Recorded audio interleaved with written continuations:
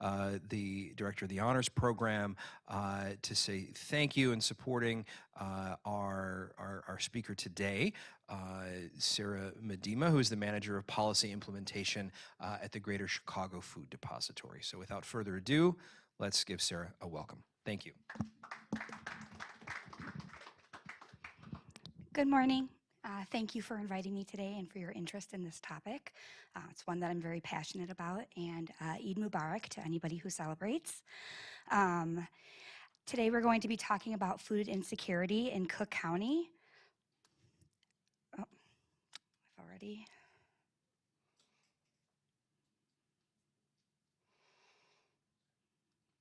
Here we go. So my name is Sara Medema. I've been working in food insecurity and access since 2015. I started as an AmeriCorps at the Greater Chicago Food Depository. Great program if you're interested in serving the community. I currently work as the manager of policy implementation on the public policy team. My focus is finding ways to optimize the SNAP administration so that the program can be more accessible and effective to Illinois residents experiencing food insecurity. What we're learning about today, we'll go over the basics of food insecurity so you have some context for the conversation about Cook County. We will go into the local level food insecurity information. We will go over what the response is to food insecurity at the local and federal level. And I will also go over how you can help and how you can get help.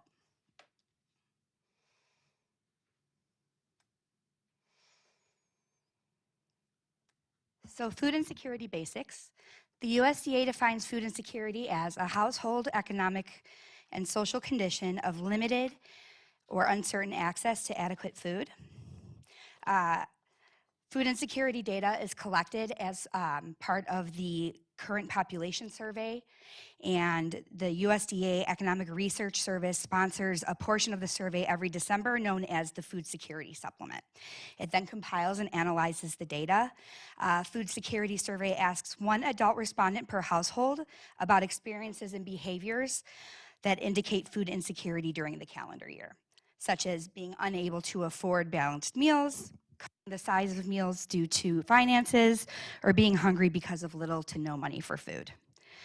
The food security status of the household is assigned based on the number of food insecure conditions reported.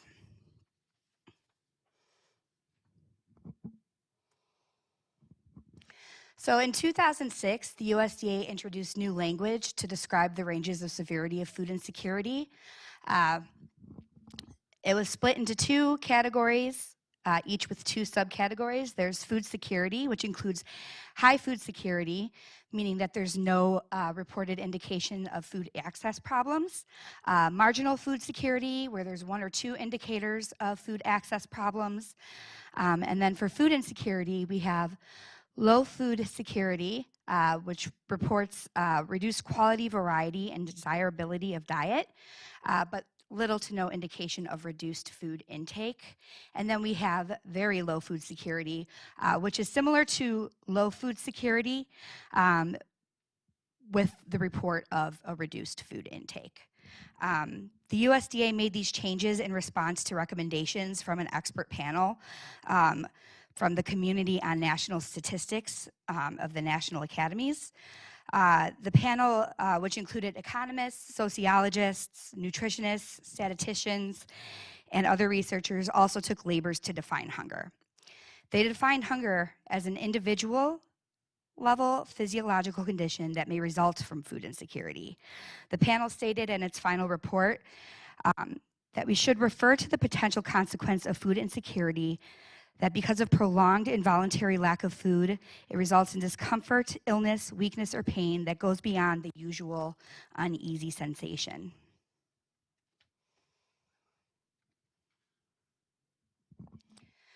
According to the 2022 population survey, 12.8% of Americans are food insecure.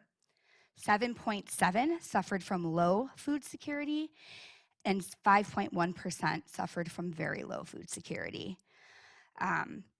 The reason these numbers are from 2022 is because it takes that long to compile the data. So it's always a couple years behind. It comes out, I think they finish analyzing it in October. Let's see. This is actually an increase from the 2021 population survey, where, let's see, 6.4% suffered from low food security, and only 3.8% suffered from very low food insecurity. So the numbers are going up, and they're actually still rising. When you're talking about food insecurity, it's really crucial to address food insecurity at its root causes and not blame individuals. It's not a moral failure. Food insecurity is systemic. Honestly, I could spend this whole time on the root causes of food insecurity. They are very much intertwined and very complex, but at its base, poverty and unemployment, chronic health conditions, lack of affordable housing, and racism and discrimination are all drivers of food insecurity.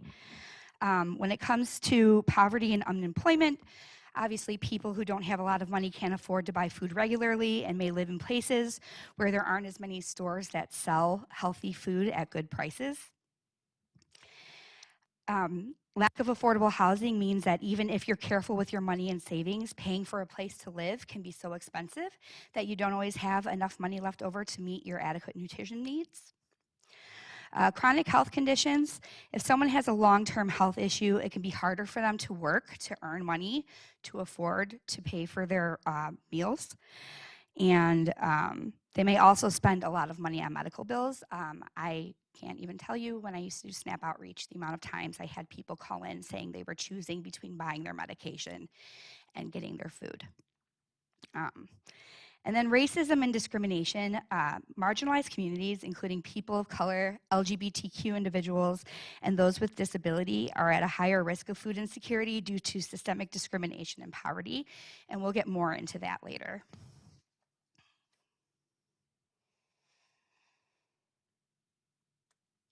And if I'm going too fast and you have any questions, please feel free to raise your hand and stop me.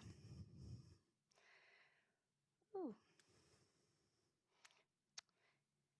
I had a nice little pie chart there, and it disappeared.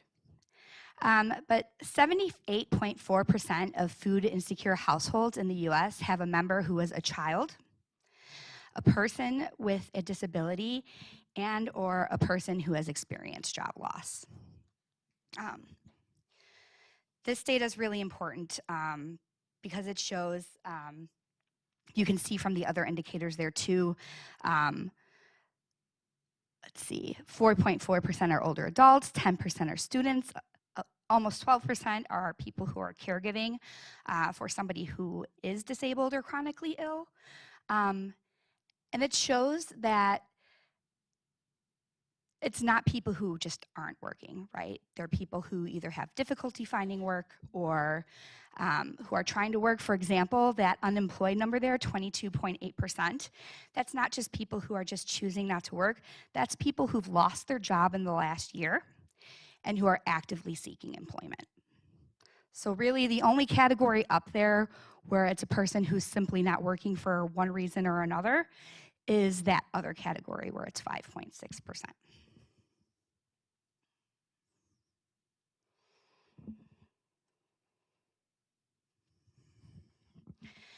BIPOC communities are disproportionately impacted by food insecurity. This chart shows over time the discrepancy in food insecurity between communities of color and white and Asian and Pacific Islander communities. You can see here that the American Indian and Alaskan Native communities experience some of the highest rates of food insecurity. And then after that, Black households experience the highest rate of food insecurity. And one of the biggest drivers of this inequity is uneven distribution of wealth. A Pew Research Center study indicated that white families have 13 times the wealth of black families and 10 times the wealth of Latinx families.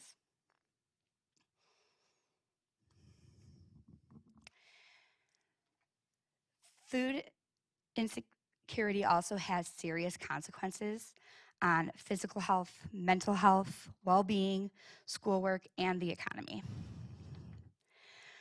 According to the National Institute of Health, people who experience food insecurity are more likely to experience malnutrition, chronic conditions like heart disease and diabetes, and mental health issues such as depression, anxiety, and stress.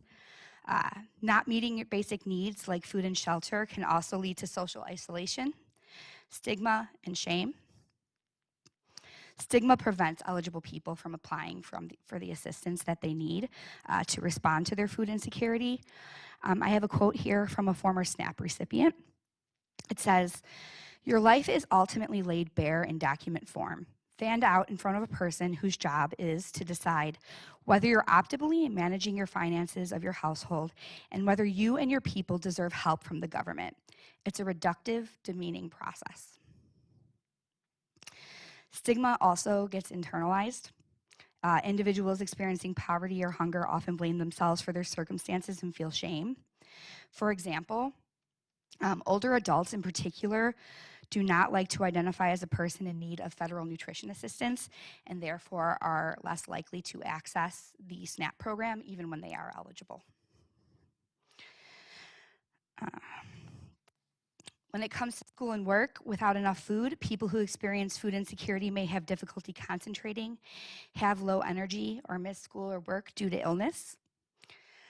A wide body of data shows that children from food insecure homes have smaller gains in both reading and math and are shown to miss school more frequently and are more likely to repeat a grade.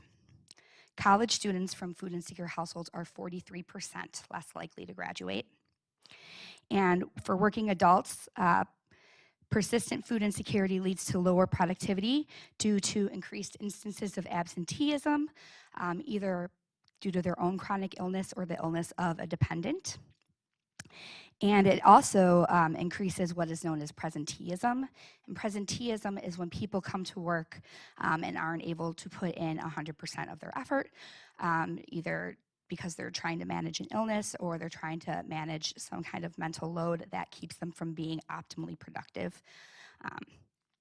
The summation of all the previous consequences is that food insecurity has an impact beyond the individual to broader society. Lost productivity and increased burden on our medical system cost the economy billions in dollars each year, lead to lower lifetime earnings and higher rates of poverty, thereby perpetuating the cycle.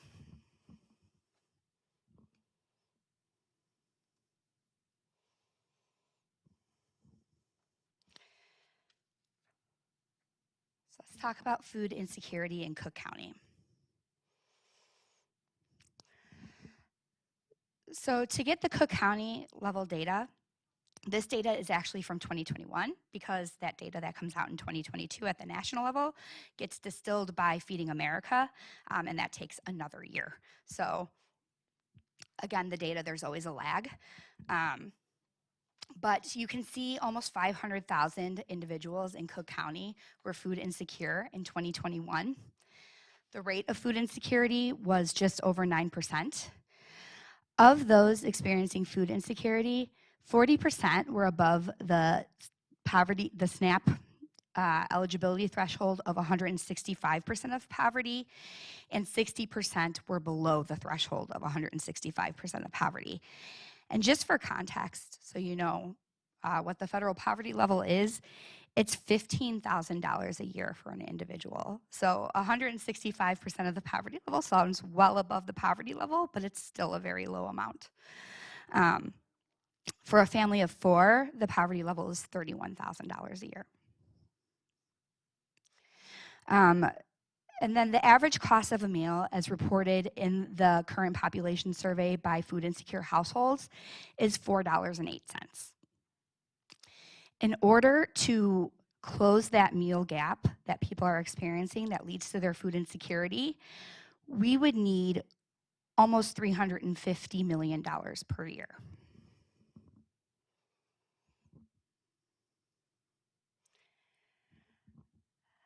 BIPOC communities in Cook County experience food insecurity at much higher rates, higher than the national rates even. Systemic racism is a driver of historic vulnerability for Black and Latinx households and indigenous populations. I try to create a visual here just so you can see just how much the disparity is. I told you at the national level, Black households are twice as likely to be food insecure as white households. In Cook County, it's almost 3 times as likely.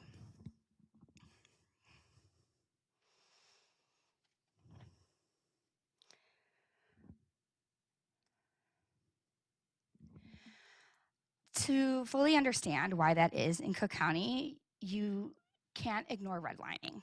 Redlining's effects are still being felt today. Honestly, this can be a whole lecture in and of itself. So this is going to be a higher level overview.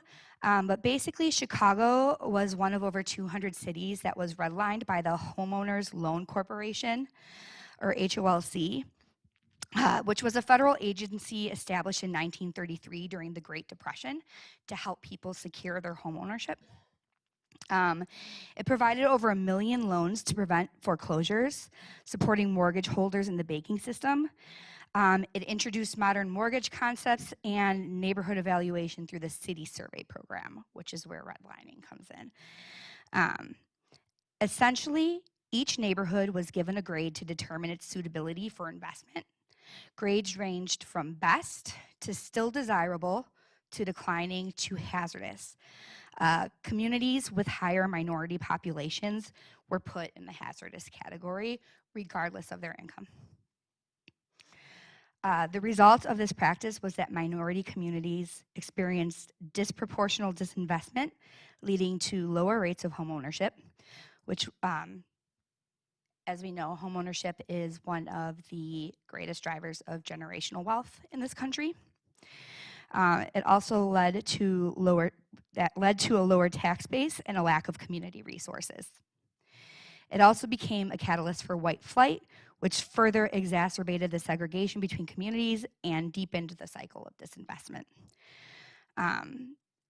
This is actually where the Chicago neighborhood system comes from. Was the HOLC. They're the ones who solidified the neighborhood system that we use today. Redlining was outlawed by the Fair Housing Act in 1968. So legally, people can't discriminate, but because a lot of this data exists, people still do. And then I just want to show this map. The map on the left is an HOLC map. The red communities are communities which are considered hazardous. The map on the right is a map of the poverty rate in Cook County. The dark blue areas are the areas of highest rates of poverty. You can kind of see from the two maps how they're correlated.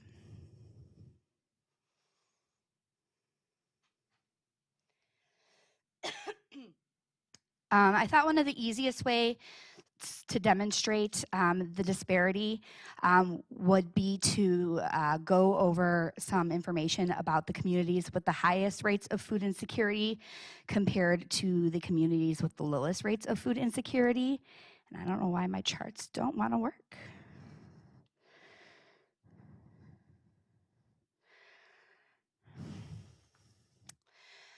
Okay, so the communities with highest rates of food insecurity are Fuller Park, with 60.3%, Riverdale with just over 57%, West Garfield Park with 47.5%, Inglewood with 47%, just over 47%, and Washington Park with 46.5%. All of these communities were redlined communities, every single one of them. And you would see in my charts today that the vast majority of their populations is Black or African American, with a small Latinx population, and a very small, negligible white population. So you can see, over almost 100 years later, the impacts of redlining are still being felt in individuals in these communities, compared to communities with the lowest food insecurity rates, which include Kenilworth with 4.5%, with Inverness coming in close, Winnetka at 4%, South Barrington at 3.3%, and Western Springs at 3%. What do you think all of these communities have in common? They have predominantly white and Asian Pacific Islander populations. At least two of these communities, Kenilworth and Winnetka, fell into the desirable category. One of the communities, Western Springs, wasn't even included in the survey.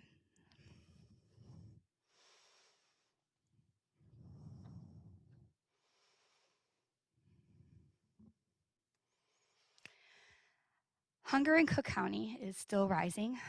According to data that we received from the Northwestern University Institute for Policy Research, the current rate of food insecurity in Cook County is almost 20%. Nearly 1 in 5 households. The rate for families with children is even higher, at almost 25%. Nationally, here in the Chicago metro area, Black and Latino families and children are disproportionately affected by hunger, as I mentioned. Since March 2020, the Food Depository and our partners have been responding to an increased need for food.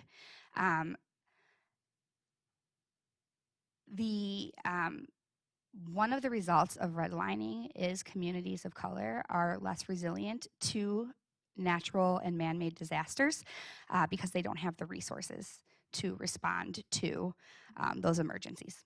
So when the pandemic hit, those populations were hit exceptionally hard and are still recovering.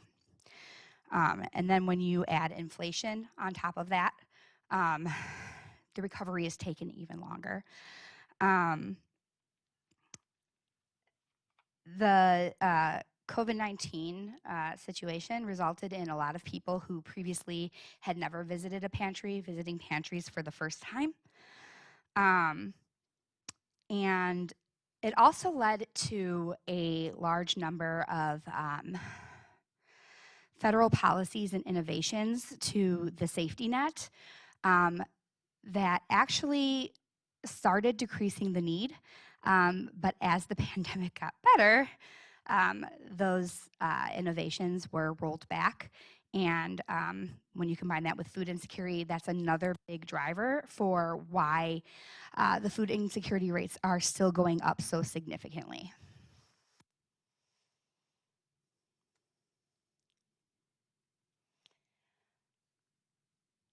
So a little bit about the response to food insecurity. And I just want to give a shout out here to one of our founders. Her name was Ms. Snodgrass. She actually helped found the Food Depository in 1979. There is not much that was written about her during her time, which I think is a reflection of the way BIPOC people were treated in the community. There is a lot written about our white founders. And Ms. Snodgrass was actually instrumental in starting the Food Depository. She used to serve meals out of her house, and it was said that she had 6 stoves to help feed her community.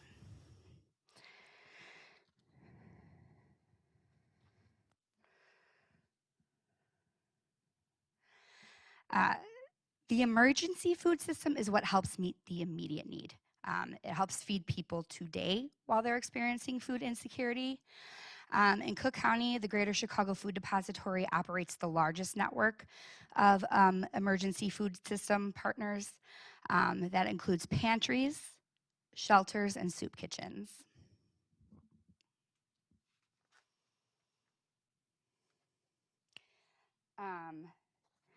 And just to understand where the food for the emergency food system comes from, some of it is donated, but a lot of it is purchased or received through federal programs such as the Emergency Food Assistance Program, TFAP, or a newly created program called Farm to Food Bank, which connects food banks in Illinois to local farmers for the sale or donation of food. The food depository also purchases food in bulk to make sure that the food that we are getting meets the need of our community and ensures the availability of nutritious and culturally relevant food. So we have to sometimes go outside of our donations and what is provided to us to make sure that we are meeting the needs of everybody in our community.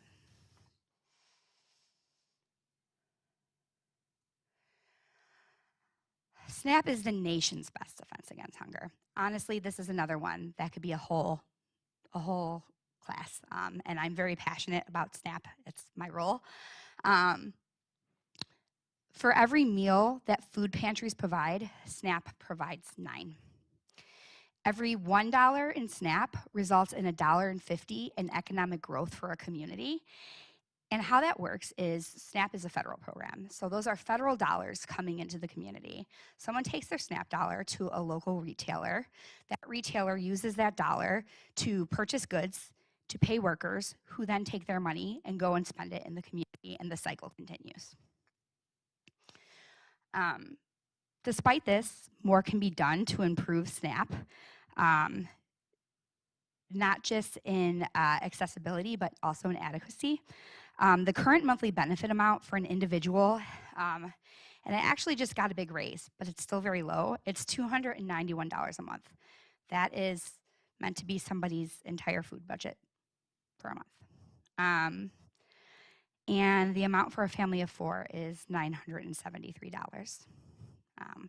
With food inflation prices, you can see how that might not get a person very far for the month. On top of that, SNAP benefits can be difficult to access. The application process is very difficult and overwhelming. And some populations, such as seniors, college students, and immigrant families who have more complex eligibility rules, underutilize the programs at higher rates than the general population. For seniors and immigrant families, for instance, for each of those populations, about 1/3 of eligible people don't access the program. The result of that underutilization is an estimated $842 million in SNAP benefits left on the table in Illinois every year. That's money that could be coming from the federal government into our communities.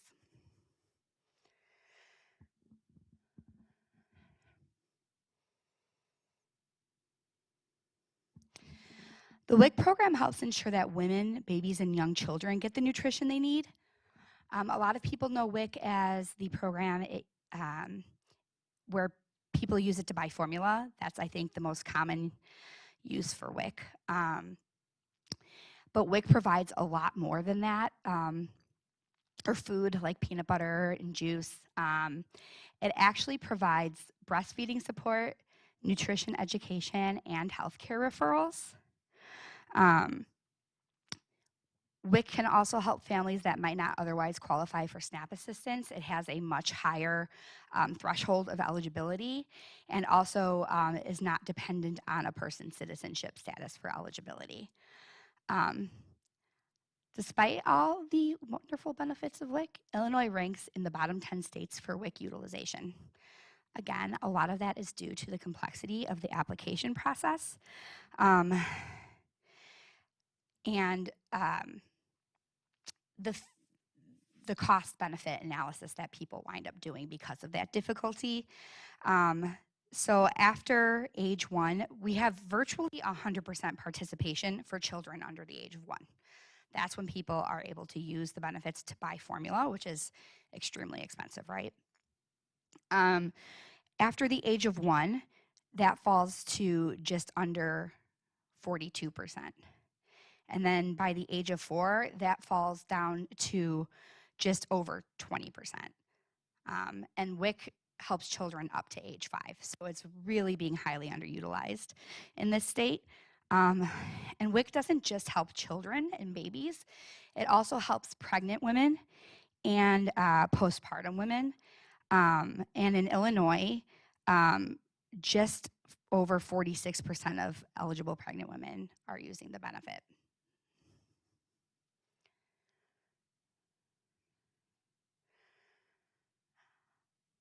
There are also special programs for older adults and children. Older adults have older adult meal programs, which are things like congregate meals at senior centers and home delivered meals like Meals on Wheels. We also have the community supplemental food program where seniors get boxes of nutrition dense foods each month from the federal government. And then we have the Senior Farmers Market Nutrition Program, which is specific to Chicago, but it's where seniors who are under 185% of the federal poverty level can come and get coupons to take to their local farmers market to use to purchase things like fresh produce, honey, anything that they might need to supplement their diet.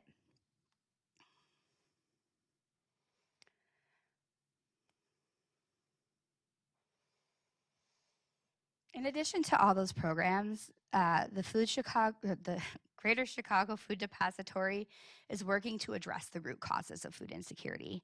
And some of the ways we're doing that is through SNAP and Medicaid outreach, which was one of my original roles, that helps connect people to financial and medical resources to improve long-term nutrition and health. We offer workforce development, which is free job training and hospitality, and coaching to help give people the skills that they can use to get a job with a livable wage. And we also do what is my current role, which is public policy and advocacy, which is where we leverage public policy at the state and federal level to strengthen the safety net and advance legislation that'll help food insecure people.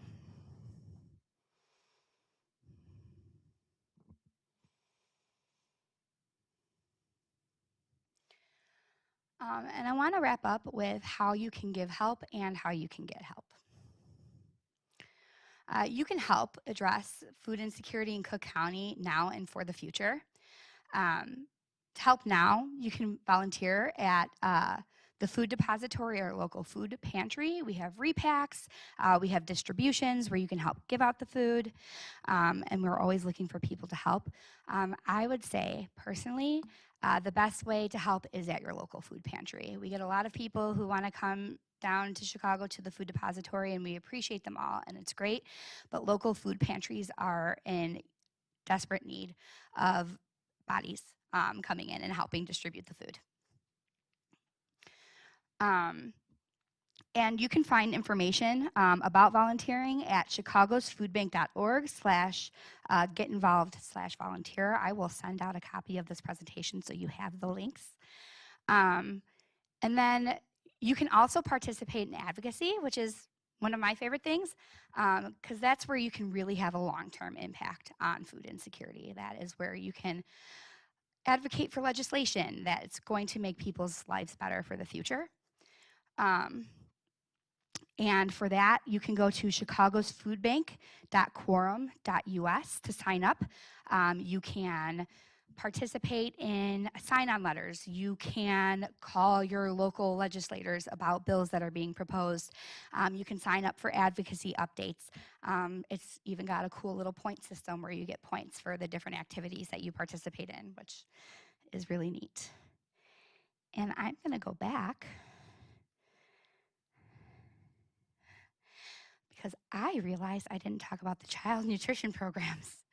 Sorry about that. For child nutrition programs, for child-specific programs, we have child nutrition programs, which include free and reduced lunches, free snacks, summer meals, and after-school meals. There's also a new program coming out this year that was in some legislation from last year called Summer EBT. I'm really excited about this one. Currently, the summer food assistance program that exists is summer meals, which is like congregate feeding, which also offers activities for students, but it requires people to be available in the middle of the day to take their kids to these programs, to have the transportation to get there, and for it to work with their schedule. The summer EBT will provide families with $120 on a link card for the summer, where they can use that money in a way that is flexible for their family and meets their family's specific needs. And then there's healthy student markets, which are basically pantries that the Food Depository operates that are located at schools where people can get shelf-stable and fresh produce when they might not be able to attend one of their local food pantries. They're already coming somewhere where they already go, and we're kind of meeting them where they're at. Sorry for the backtrack. And then I want to wrap up with, I just want you to know that we're here for you if you need some extra help. You can find a local food pantry by visiting chicagosfoodbank.org/findfood. And you can get help with application for SNAP or Medicaid by calling our hotline at 773-247-3663. We will help make sure you are eligible, walk you through that process, help you fill out the application if you need it, or walk you through filling it out yourself online, and even be there to support you with follow-up if you experience an issue with your application later down the road. So we are always happy to help. And before I wrap up, I just want to see, are there any questions about any of the information I provided? Any information that you're curious about that wasn't in the presentation? We're all good? Sure. So when we talk in history class about the Great Depression and the 1930s and sort of all of this, of course the safety nets that existed at that particular time were even worse than the problematic status of something that exists today, and one of the, for what existed at that time, there was this presumption often that if someone was in need, that was a moral failure or a character sort of issue and sort of that kind of thing. In your work with implementation and with policy and advocacy and that kind of thing, is that still a view that has to be sort of combated against? That are there still those, sadly, that hold to such a view? Absolutely. That is something that we still battle in our advocacy, whether we're talking to legislators, potential donors, or people in the community where we're trying to set up a pantry. I would say it's a view that's shifting for sure, but it still very much does exist. And anecdotally, I can tell you from experience, nobody who is experiencing food insecurity is doing so out of laziness or by choice. Nobody is not working because they're getting $291 a month in SNAP benefits. It's just not realistic, right? People who aren't working are really going through things and circumstances that really just make it difficult, right, for them to access healthy food. Getting disability in this country is incredibly difficult.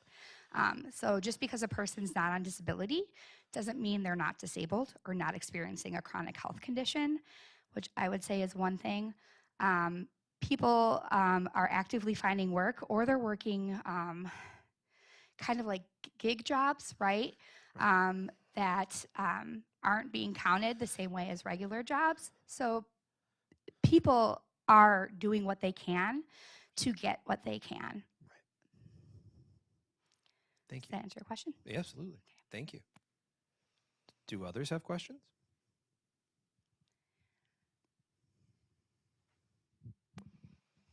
How long has how long has this been measured for? Ooh, Like that's- when you showed us like 2021, like has it been measured for longer than that? yeah, I believe it goes back to 1996 during the Clinton administration that the current measures exist. Has it gone up recently, like after COVID and stuff like that? Oh, absolutely. As I was mentioning earlier, a lot of that is due to kind of a perfect storm of two things: inflation and the end of COVID era flexibilities and waivers in the emergency food system and safety net that were rolled back since COVID ended. For instance, let me give an example of a good one. People got supplemental benefits during COVID. So people's SNAP benefits were actually higher during COVID because of the emergency, which means that even if people were receiving assistance, they might not have been reporting themselves as food insecure, right? Because they were getting enough money to meet their grocery needs for the month. But now that has rolled back. So people who weren't reporting themselves as food insecure are once again in a position where their SNAP benefits aren't adequate enough to meet their needs, and they're reporting themselves as food insecure. And then you showed a map of Cook County and like the colors and stuff. You said that certain spaces were hazardous. Can you just define hazardous, like what hazardous would be? Sure. The way hazardous was meant was, is this a safe neighborhood to invest in, basically? Is this neighborhood okay for us to put our financial resources in to the homeowners there to help them maintain their home ownership, right? And that was based on economic factors and racial factors.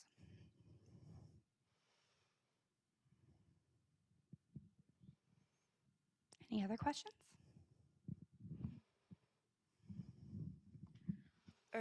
Earlier, you were talking about the individual effects that food insecurity can have on a person, and how stigmas and shame play a factor into that. So, what steps can be taken or are being taken to destroy those stigmas and erase that whole feeling around being food insecure? Sure. One of the ways, I think the easiest thing to do is for me to talk about this from the food depository's perspective. One of the things we do is that SNAP outreach. And in that SNAP outreach, we kind of do our best to have those individual conversations with people to respond to those myths and those fears that they might have heard. For instance, a lot of seniors think they're not deserving, or that there's people who are more deserving, and if they get SNAP benefits, they're going to take away from one of those more deserving people. First and foremost, we tell them deserving doesn't come into it. Food is a basic human right, right? The second thing we tell them is that what a lot of people don't know is that SNAP is an entitlement program. And a lot of people hear entitlement program and they think, oh, people think they're entitled to these programs. That is not what entitlement program means, despite what Fox News might tell you. What entitlement program means is that anybody who is eligible for the program based on their income and other eligibility factors will receive benefits regardless of how many other people are receiving the benefits.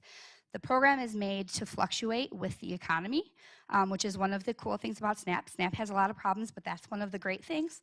So we take pains to explain that to them, that they're not taking anything away from anyone else, and that everybody is deserving of access to food.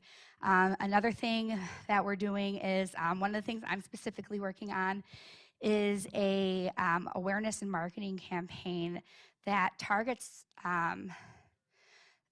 senior citizens and immigrant families who don't sign up for SNAP, right? Because of that stigma, and the materials, we're trying to find a way to make materials and an outreach strategy that will help address a lot of those myths and that stigma that keep people from applying for benefits.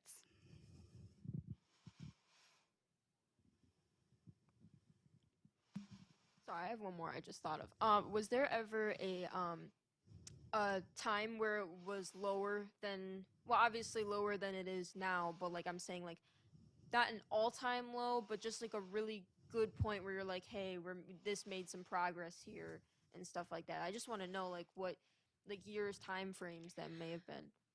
Right before COVID. Okay. We were really starting to make some pretty good strides right before COVID. I wish I had some of that data with me, but we were seeing the amount of people accessing safety net programs really go down because the amount of reported food insecurity was really going down.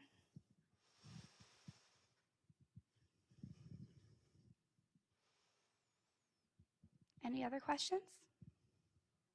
These were all really great. I really appreciate it. Any other questions? All right. How about a round of applause? Oh, thank you. Yeah, thank you.